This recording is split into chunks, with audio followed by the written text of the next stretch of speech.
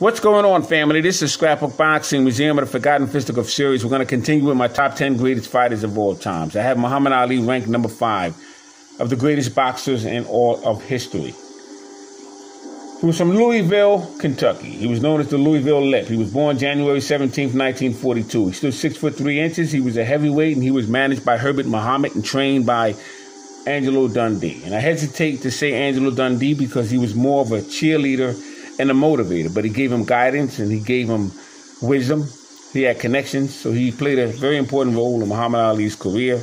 But Muhammad Ali was more of a natural than anything else. He had his own platform, and he used it to the best of his ability. He was a self-promoter, phenomenal fighter. He was Muhammad Ali. He was in a ring with Doug Jones. Doug Jones was from New York. Muhammad Ali predicted that he would knock out Doug Jones. He couldn't do it because Doug Jones was a veteran. Doug Jones was in a ring with only Terrell and Bob Foster and many other good fighters. So Doug Jones held his own in Madison Square Garden with Muhammad Ali.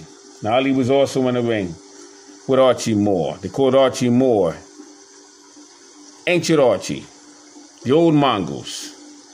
And the story with that fight was that Archie Moore was trying to give guidance and wisdom to Muhammad Ali. Muhammad Ali was an up-and-coming millennial, if you will.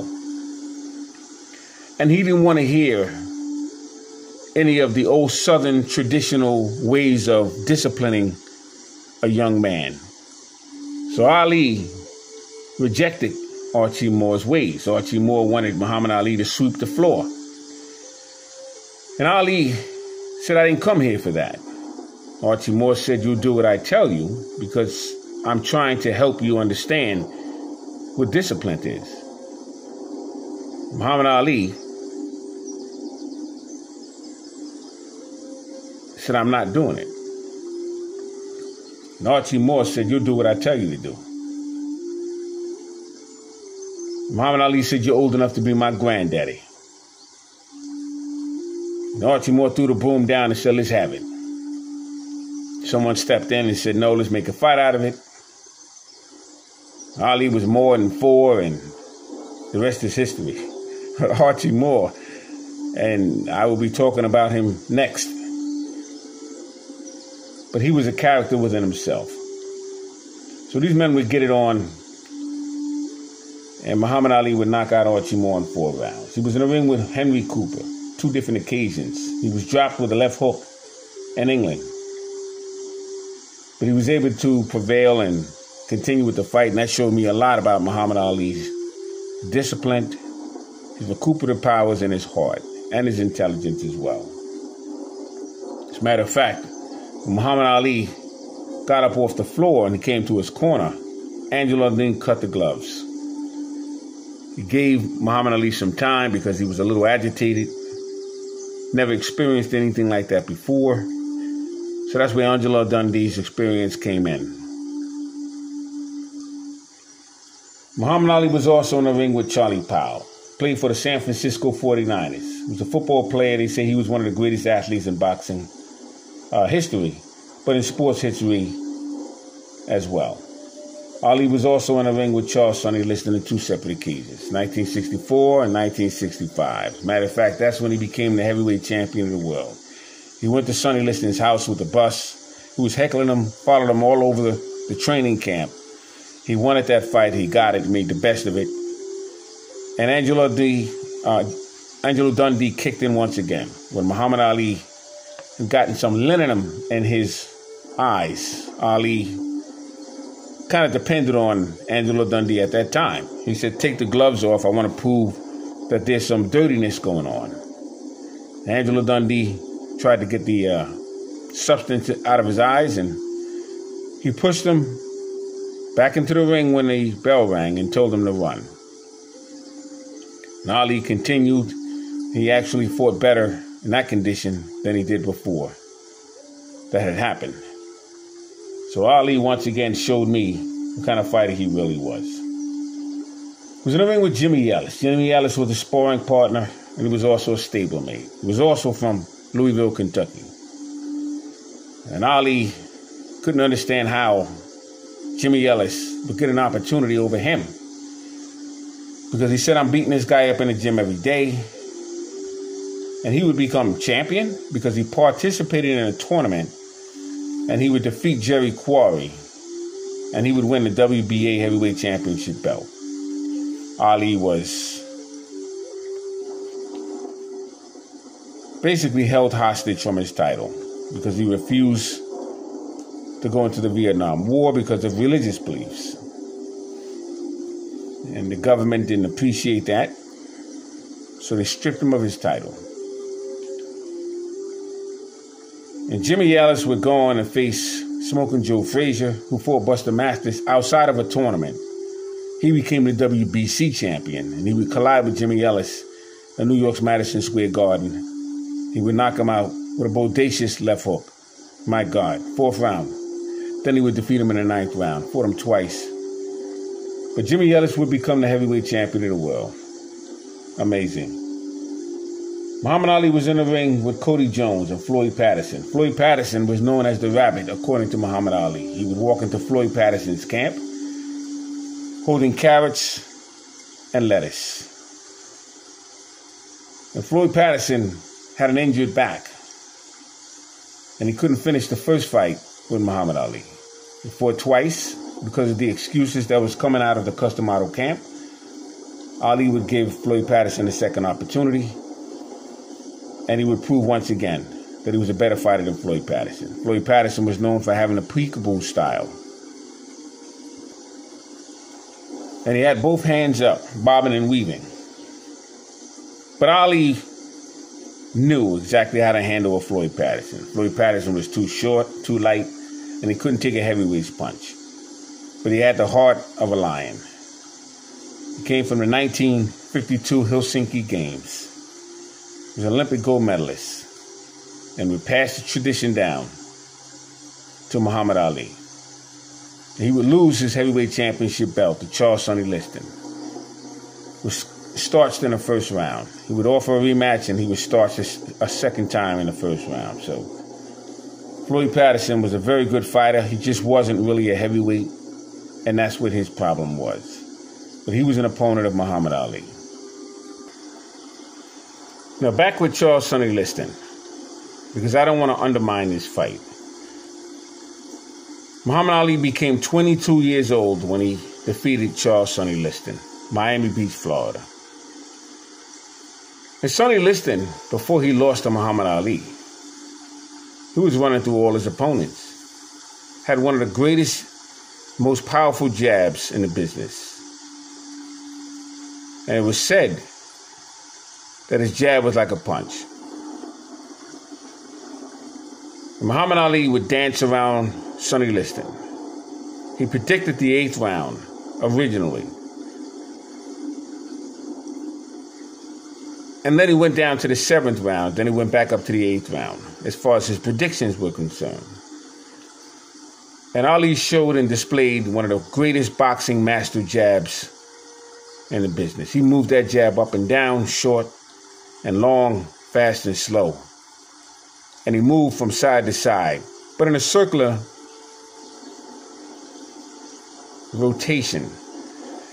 And when you look at Muhammad Ali, when you look at the ability that he has to set his man up with his head movement, his shoulders, and his waistline, his foot always got him out of trouble, but he would give you the impression that he was a lot closer to you than he was. Because he did something that you're taught not to do in boxing. He pulled his head back. And I see a lot of fighters doing that now. And there is a art and a skill set to defeat that. But a lot of fighters get psyched out to this day from that. You see, Floyd Mayweather had made a career out of that. But Ali had basically invented that. And he was successful. He was able to dethrone Sonny Liston. They would fight again in Lewiston, Maine, 1965, the following year. It was for that reason it was claimed that Muhammad Ali was stripped of one of his belts. And that was not the case, but that's the excuse that was used. He knocked out Charles Sonny Liston in one round, was known as the Phantom Punch. Charles Sonny Liston wanted no more of Muhammad Ali. So you got to give Muhammad Ali his just due, because he was in there with Charles Sonny Liston, Smoking Joe Frazier, and Big George Foreman, as well as Floyd Patterson and Archie Moore. But he was also in there with Brian London and Cleveland Big Cat Williams. That was one of the greatest performances that Muhammad Ali would have, the Williams fight. Beautiful combinations, feet and hands. The best he's ever looked. He was in there with Zora Foley. Another beautiful performance. Zora Foley is very underrated. And at that time, Zora Foley was at his peak. He was able to stop Zora Foley with no problem at all.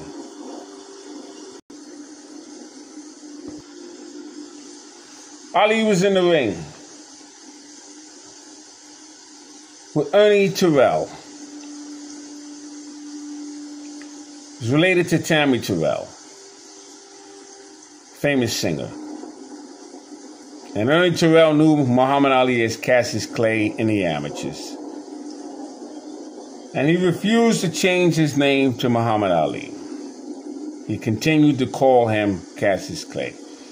And Ali didn't like it. And he told him, in the ring, you will acknowledge me as Muhammad Ali. Ernie Terrell said, you told me your name was Cassius Clay. And Ali said, I never told you that. And Ali told him he was Cassius Clay in the amateurs. They knew each other when he was Cassius Clay. The issue was he didn't want to acknowledge Muhammad Ali as Muhammad Ali. Terrell continued to call him Clay. So while they were on the scales, Muhammad Ali slapped him with an open hand. You could hear that sound throughout the room. Those who were there told me personally. And Ali, who later in his career made up with Terrell, but he did not like Terrell. So when he fought in the ring, he would tell Terrell, you will respect me by the time this fight is over. And in between rounds, and during the course of the fight, Ali would ask him, what's my name? And he was vilified for that. He would go on to Howard Cosell's show on ABC, and he would justify as to why he did such. Howard Cosell, as usual, would agitate the situation. But Ali and Howard Cosell would wind up becoming a very good promotional team with one another. He hyped up Howard Cosell hyped up Muhammad Ali. And that was the relationship they would have to the end. Ali would also be in the ring with Alvin Blue Lewis, Jerry Quarry. Fought Jerry Quarry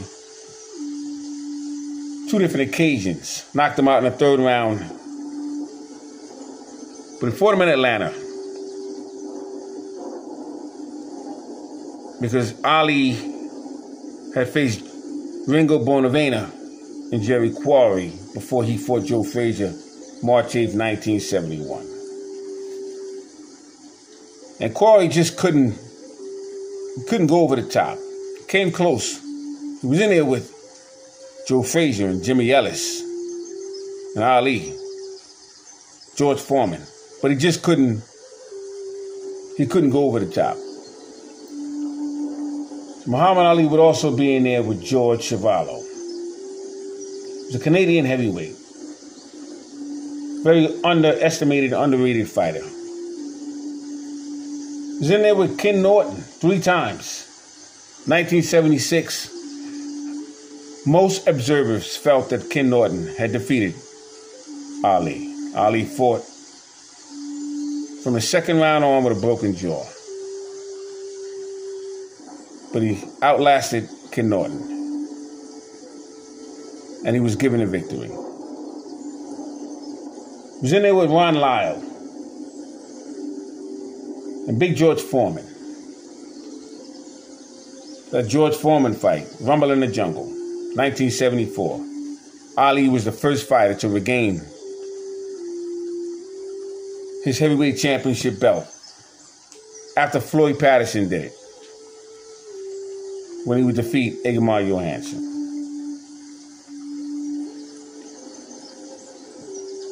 Ali would face Smoking Joe Frazier, March 8, 1971. Fought him again, Madison Square Garden. And a third time in Manila, 1975. That 71 fight was one of the greatest fights in boxing history because of its substance. Joe Frazier was undefeated. Ali was undefeated. Joe Frazier was the heavyweight champion of the world. Ali was the people's champion. And everyone wanted to see that much anticipated fight. Those who were not even boxing fans was at that fight. You have Frank Sinatra, who was the cameraman. Burt Lancaster was the announcer. And everyone who was everyone was there that night. When the bell rang, both men came out, and the tension was so tight you couldn't cut it with a knife. Ali was staggered in the 7th and the 11th, and he was dropped in the 15th round. But Joe Frazier spent 2 weeks in the hospital. One of the most brutal heavyweight championship bouts in boxing history. But these men did it for the third time in Manila.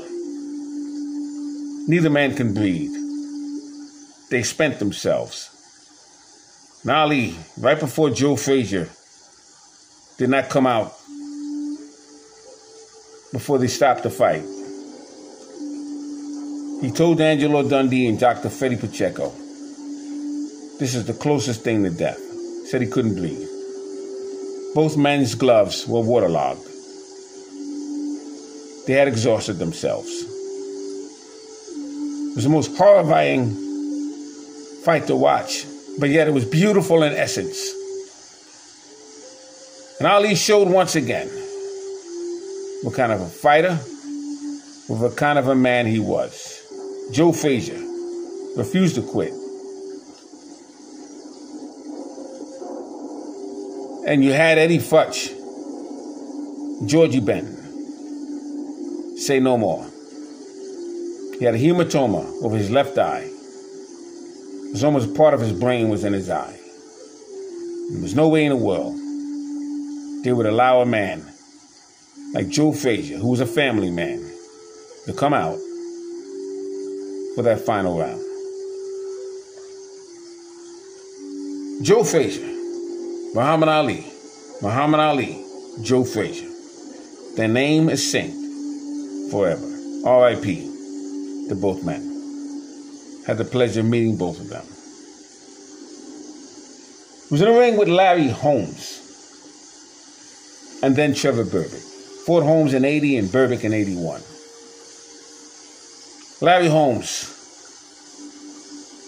said to me personally, and those who were around me, he didn't want to fight Ali. But he needed Ali because he was in the shadow of Ali. He was in the training camp of Muhammad Ali. And Muhammad Ali basically taught Larry Holmes his master weapon, the left jab. Larry Holmes would take that jab to another level. Holmes was heavyweight champion for 7.5 years. 20 title defenses or so. Larry Holmes was in there with everyone. And he was an opponent of Muhammad Ali. You don't get any better than the career of Muhammad Ali. And who knows what he would have accomplished had he not been away from the ring for 3 years.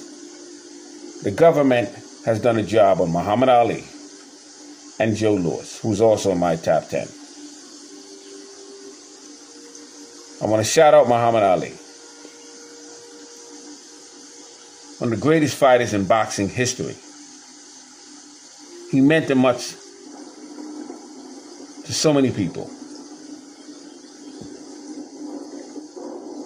because of his stance, because of his heart, because of his humanity, his kindness, what he meant to people during the time and the era in which he came, during the civil rights movement.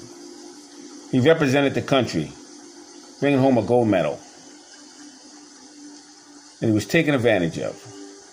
But when I saw Muhammad Ali take the torch in the Olympic Games, and the effort it took for him, it was a tear-jerking moment.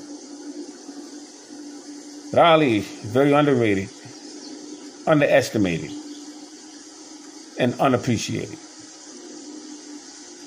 That's my take on Muhammad Ali.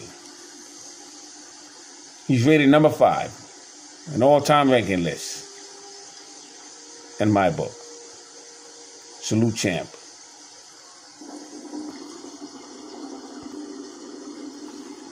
Archie Moore, I have ranked number 6, greatest fighter on my all-time ranking list.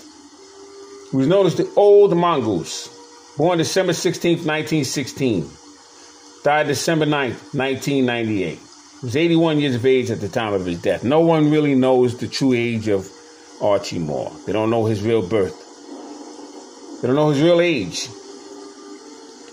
We haven't recorded his 81 years of age when he died. Had the pleasure of meeting Archie Moore as well. He was quite a character. He stood 5'11". He weighed 145 to 206 pounds. He was in there with the Black Murderers Row. Fought them all. He was an amazing fighter, Archie Moore. 7 knockouts. He was in there with fighters such as Eddie Booker and Jack Chase, Charlie Burley, Burt Littell, Holman Williams. He was in there with Oakland Billy Smith and Charlie Doc Williams, Leonard Morrow, and Harold Johnson. Now, the reason why you see Floyd Patterson in here with Archie Moore is because Floyd Patterson was elected by Archie Moore. But Rocky Marciano had retired in 1956. He fought Archie Moore in 1955. That was Muhammad Ali's breaking point. And Muhammad Ali would wind up winning the 1960 Rome Games. But Rocky Marciano fought Archie Moore in 1955. That was his last fight. He hung up the gloves officially in 1956. And he decided that Floyd Patterson and Archie Moore would fight for that crown because he already defeated Archie Moore, and he knew that Floyd Patterson, who was an up-and-coming young man, just completed the 1952 Olympic Games as a middleweight, couldn't take a heavyweight's punch. So Floyd Patterson is standing next to Archie Moore because in 1956 is when Floyd Patterson and Archie Moore would get it on for the heavyweight championship belt. And Archie Moore was stopped in 5 by Floyd Patterson. And what was interesting about Floyd Patterson while we're talking about him,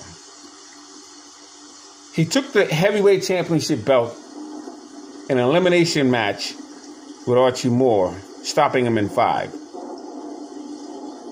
But he was knocked out himself in 5 rounds with Ingemar Johansson.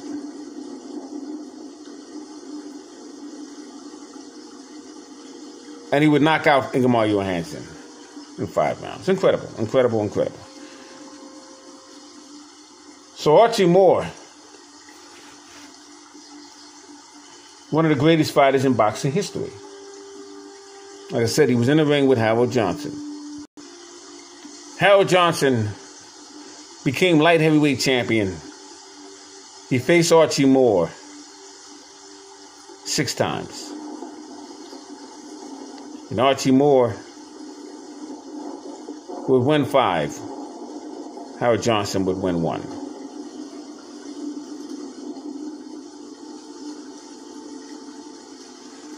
And what was amazing was that Howard Johnson, in fact, let me make a correction. Archie Moore was in the ring with Howard Johnson 5 times. He won 4, and Howard Johnson won 1. I'm thinking of Jack Chase.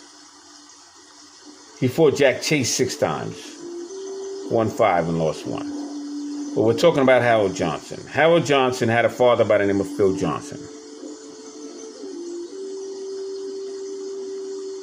And Jersey Joe Walcott knocked out both of them in the 3rd round.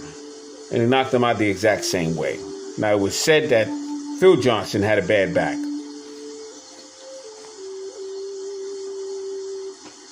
That may be true.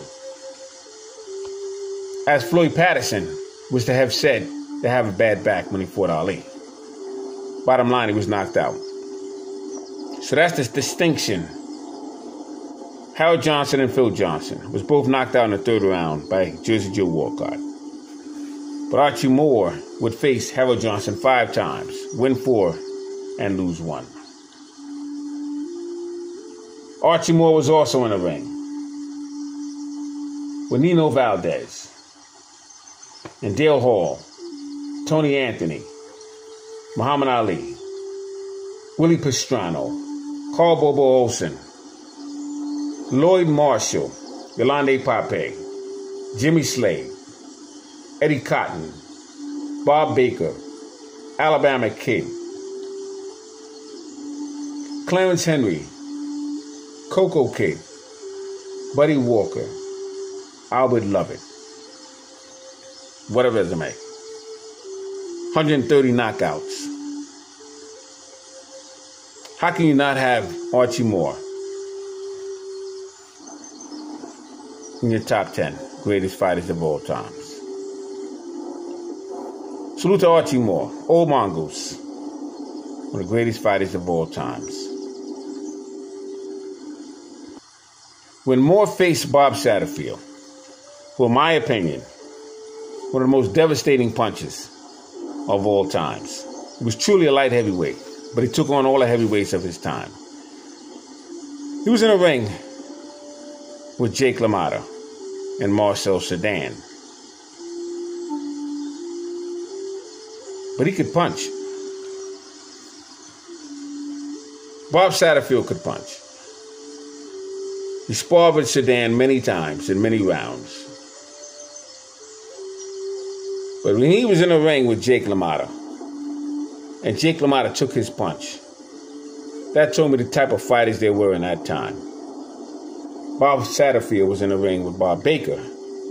That was a slugfest. Nino Valdez. But he would take on Archie Moore. And Archie Moore would show why he was an old mongoose.